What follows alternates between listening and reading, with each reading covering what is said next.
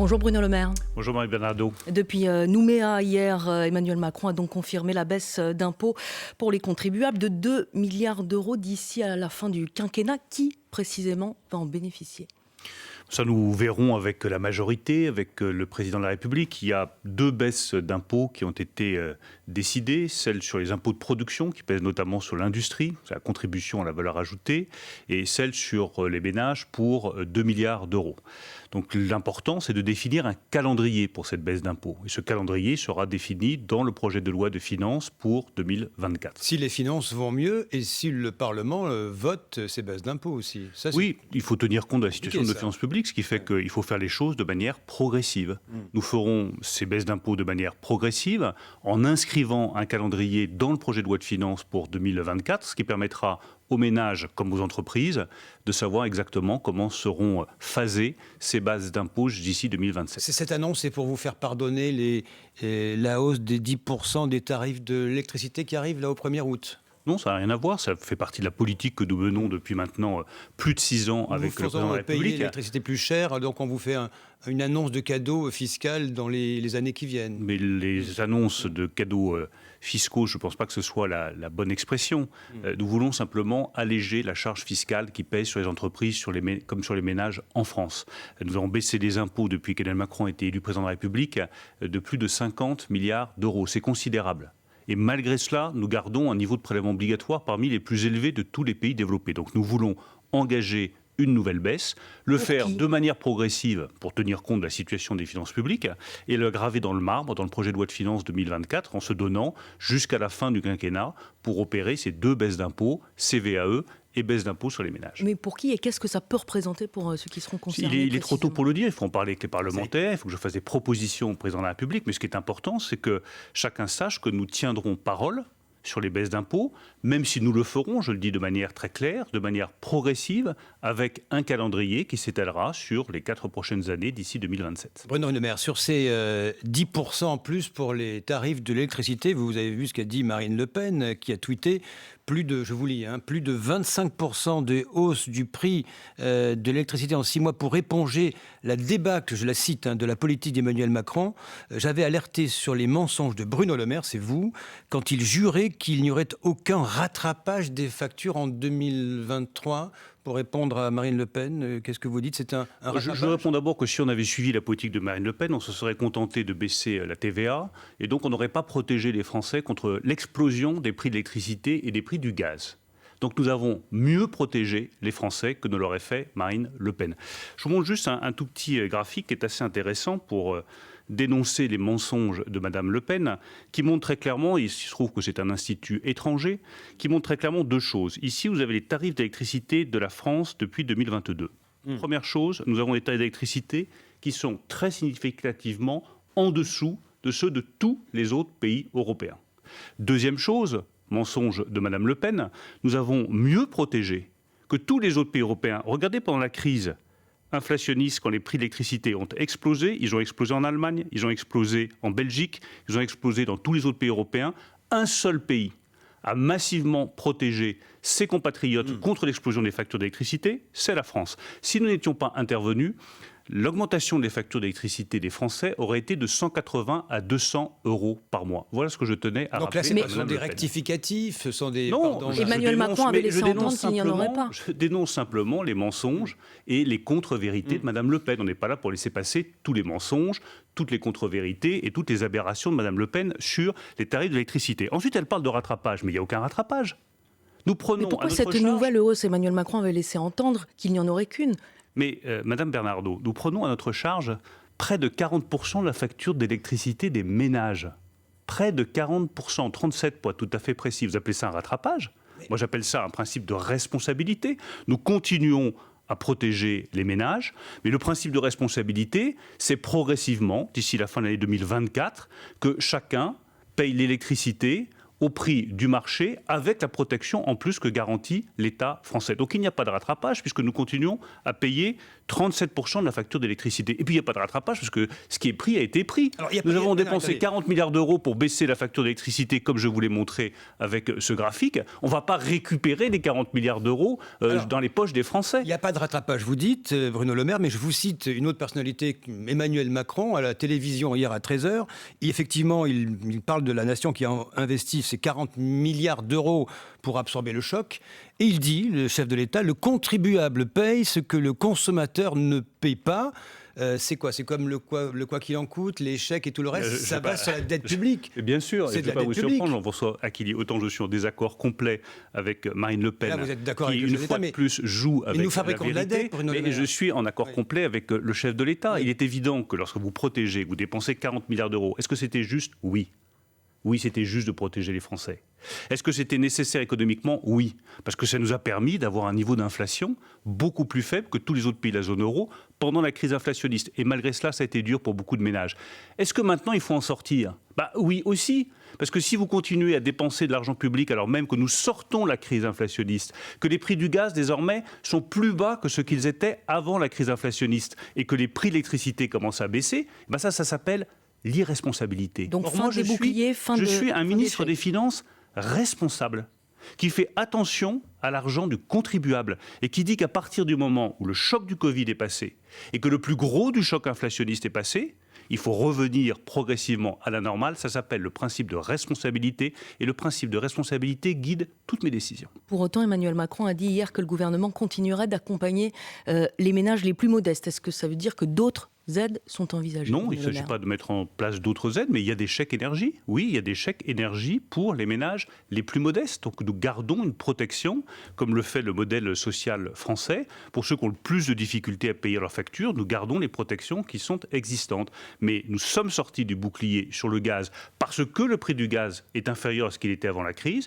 Nous sortirons progressivement du bouclier sur l'électricité, 10% d'augmentation 1er août, et j'ai parfaitement conscience que ce n'est pas une bonne nouvelle. Mais je ne suis pas là uniquement pour annoncer des bonnes nouvelles. Je suis là pour les ménages. Bien sûr. Et les artisans et les autres. Bien sûr, mais ça permet de réduire la facture, ça permet d'éviter les augmentations d'impôts, je fais le lien avec ce que vous disiez précédemment, et de continuer à baisser les impôts de nos compatriotes, et ça permet d'avoir des finances publiques bien tenues, qui sont un impératif pour la nation tout entière. Et on va continuer à parler de la dette. Jean-François Achille a commencé à l'évoquer après le fil info, puisqu'il est 8h40. Diane Ferchit.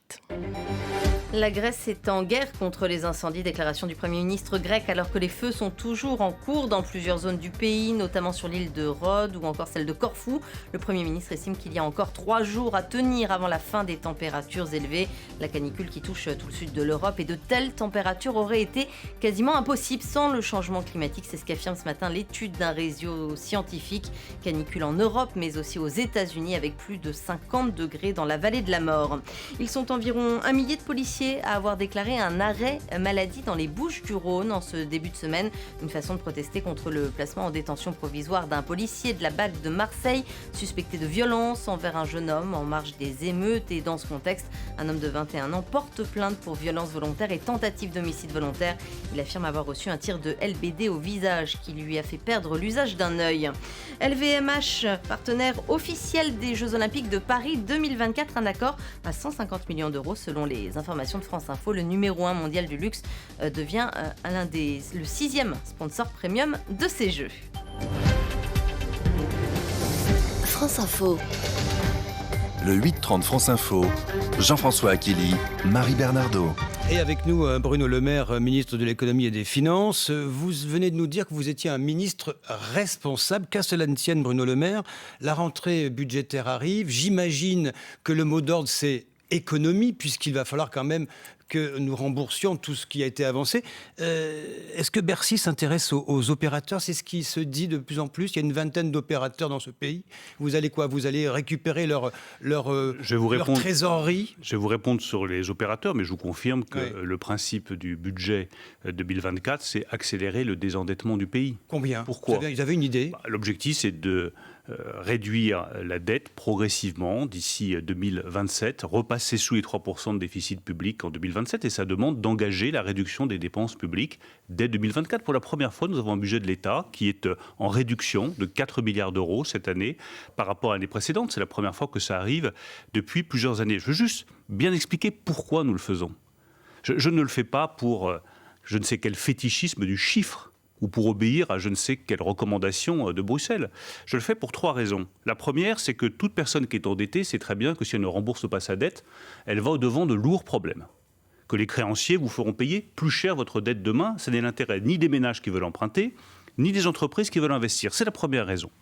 La deuxième, c'est qu'il faut garder un financement pour les services publics essentiels. C'est le choix qu'a fait le président de la République sur les armées, sur la police, sur la justice, sur l'éducation nationale. On doit pouvoir continuer à investir. Et la troisième raison, c'est que vos reportages le montrent suffisamment. Nous faisons face à une transition climatique accélérée, un réchauffement climatique qui nous demande de changer complètement de modèle économique, et qui n'est pas chiffrable, mais qui va de toute façon demander, c'est l'effort que nous faisons dès cette année avec 7 milliards d'euros de dépenses publiques, qui va demander d'accélérer la décarbonation de notre économie. Donc pour ces 3 raisons, là aussi, principe de responsabilité, il faut réduire les dépenses là où elles sont moins efficaces et investir là où elles sont efficaces. Vous parlez des opérateurs. Où est-ce qu'on fait des économies, Bruno Le Maire ? Les opérateurs, ils ont... Qu'est-ce qu'il y a comme opération ? Les opérateurs, ils ont beaucoup de chance. CNRS, oui, par exemple, pour l'emploi, le CNRS, l'ADEME, les agences de l'eau. Vous leur dites quoi ? Vous avez trop de trésorerie ? Écoutez, vous avez été très chanceux. Vous avez des taxes affectées, donc une sécurité sur la recette, et en plus, vous avez eu le soutien du plan de relance. Donc vous avez une trésorerie qui est très abondante. Vous avez cette année 2,5 milliards d'euros d'excédent de trésorerie chez les opérateurs. Nous en récupérerons la moitié. Dès le budget 2024, nous récupérons la moitié de ces 2,5 milliards d'euros de trésorerie excédentaire chez les opérateurs. Tout simplement parce que rien ne justifie qu'ils aient des trésoreries aussi abondantes. Nous poursuivrons la revue des dépenses publiques. Vous avez vu que nous avons identifié 12 dépenses publiques que nous examinons. On regarde là où elles sont efficaces, on regarde là où elles sont moins efficaces. Là où elles ne sont pas efficaces, c'est ce qu'on a vu avec le Pinel, 2 milliards d'euros, un dispositif fiscal qui ne remplissait pas tout ce qu'il devait remplir en termes de recettes, d'efficacité, de construction de logements. On a supprimé le dispositif fiscal Pinel. On fera ça chaque année. Ce qui fait que d'ici 2027, nous aurons examiné plus d'une centaine de dépenses publiques pendant plusieurs mois, avec le soutien de la Cour des comptes, avec les décisions du Parlement, pour avoir une dépense publique plus juste et plus efficace. Vous confirmez, Bruno Le Maire, c'est vous qui le disiez dans une interview récente, que la charge de la dette dans ce pays va devenir le premier poste de dépense de l'État ? Oui, vous voyez bien que c'est stupide. Là aussi, principe de responsabilité. Vous vous bagarrez pour 2 milliards par-ci, 1 milliard par-là, et vous en avez 40 à 70 qui sortent tous les ans, en fait. Mais les petits ruisseaux font les grandes rivières, comme on dit, et donc les petits milliards vous permettent, au bout du compte, de réduire la charge de la dette et d'éviter de dilapider l'argent public.